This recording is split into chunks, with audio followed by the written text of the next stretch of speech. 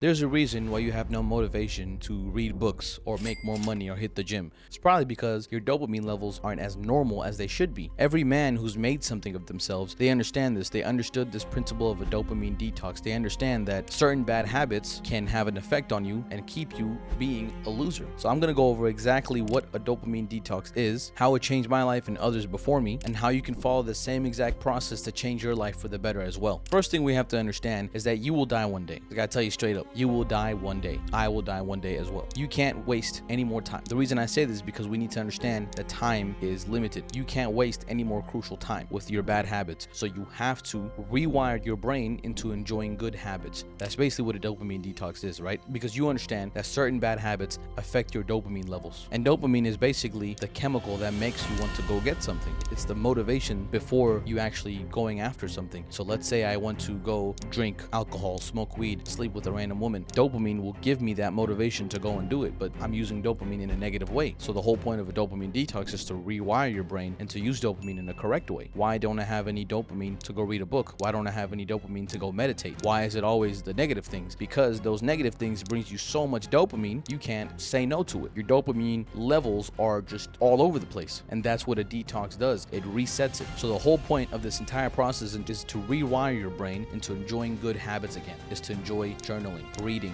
meditating, going for a walk in the park. You don't need porn. You don't need alcohol. You don't need weed. You don't need all these drugs. You need the basic healthy habits that a normal human being should be doing. You need this in your life. So I'm going to go over the exact step-by-step process that you can use, all right? The amount of time you should be doing this dopamine detox is going to be for 90 days. Everyone has their own, time period. Me, preferably, I think 90 days is the best because that's going to just completely change everything. Instead of focusing on like freaking 30 habits all at once, I need you to just focus on one bad habit. And if it's porn, it can work as well, but I have another video on my channel where I go over more in depth on how to actually quit porn. It's a different strategy just because I know how porn affects people's brains a little bit different. You can eliminate porn with this as well. You can eliminate drugs like weed. It can be alcohol. It can be social media. It can be anything that's a bad habit to you and that you want to eliminate and you want to replace with good habits, right? So the term is going to be 90 days and the goal is just one bad habit. So you just have to eliminate one bad habit. The reason for just one is because you want to make it as easy and as straightforward as you possibly can, because that'll increase the chances of you actually being successful in this, right? If you have like 4 bad habits, you won't be able to eliminate all of them. I mean, it's going to be extremely difficult, but if you're just doing one, it's actually possible. It seems reasonable. It seems realistic. Now, before you start anything, you need to write down on a piece of paper how you want to feel in 90 days, the feeling that you want to feel once everything is completed. It's important that you do this because this kind of puts you in your future self's perspective, like, hey, this is how I want to feel. I want to feel,